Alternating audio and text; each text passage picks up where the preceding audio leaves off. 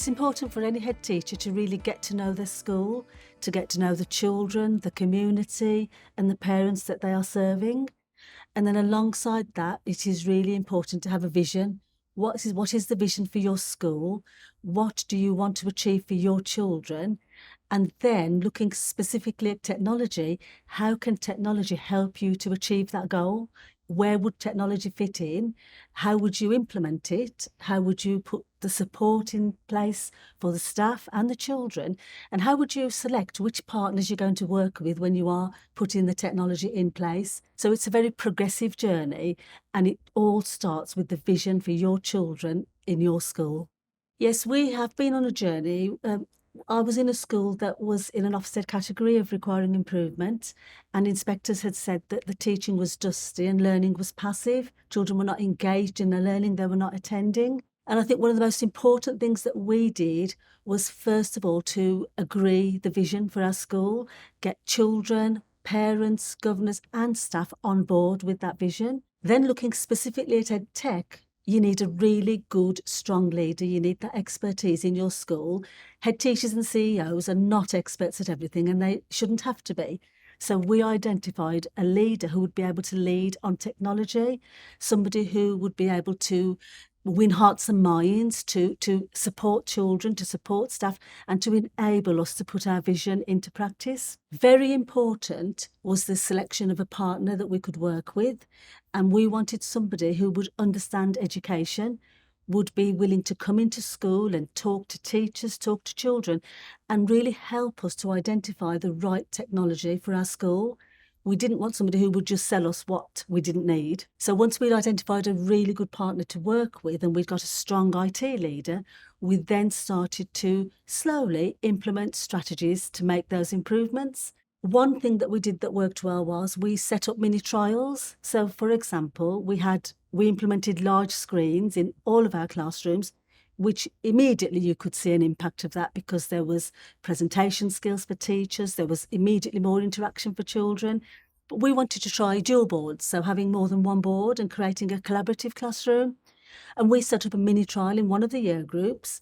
We identified which teacher would have the strengths to be able to really trial that out and then be able to review and to feed back to wider staff. Those mini trials that we set up worked really well because that delivered peer-to-peer support across the school.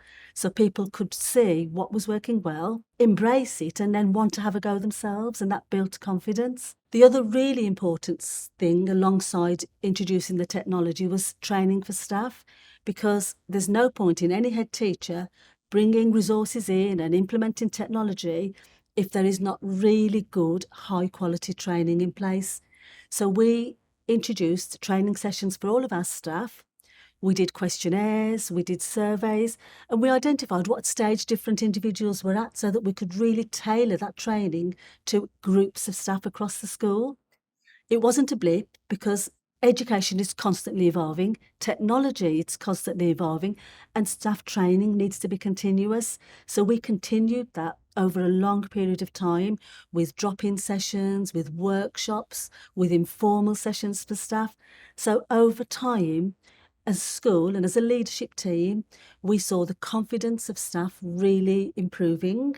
We introduced staff digital leaders who could work with their peers across all phases of the primary school. And we did the same with the children. So we had children who were digital leaders who took the lead in different year groups, and they were then supporting their peers, perhaps working in year groups lower down the school as well to support.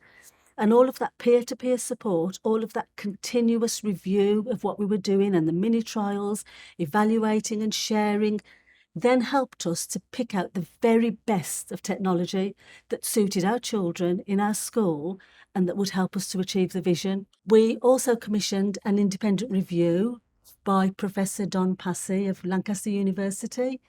So he came into the school at the start of our EdTech journey, and then we invited him back 2 years down the road. And during that time, he actually observed lessons, he was speaking with teachers, he was speaking with children, he conducted questionnaires, and he looked very closely at a number of factors to measure the impact. because impact, of course, is important for heads. So he looked at the teaching and learning that was going on and how children were collaborating within the classrooms. Were they working together? Were their speaking and listening skills improving? Were they supporting each other more? Was their confidence growing? He looked at attendance, and we actually tracked a particular cohort which had had historically quite poor attendance at the school. He tracked them after the introduction of many of these initiatives, and their attendance became the best in the school, which was really good impact for us. He also spoke with teachers, and he had a look at the impact of the professional development that we had put in place, and was teacher confidence growing. We'd got a number of long-standing teachers who perhaps hadn't been confident with technology and didn't really want the board in their room at the start.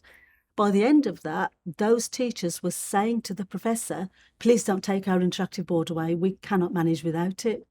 So it was really helpful to us to have that analysis done and to be able to measure the impact of what we did. And from that, it was a cycle of continuous review. What's worked well? Where has the impact been great? What do we roll out further across the school? And indeed across a trust and multiple schools. And it became a cycle of continuous development that worked really well for the school. Understand your school, understand your children, and really think carefully about how technology will fit into what you already do well to make things even better for the children in your school.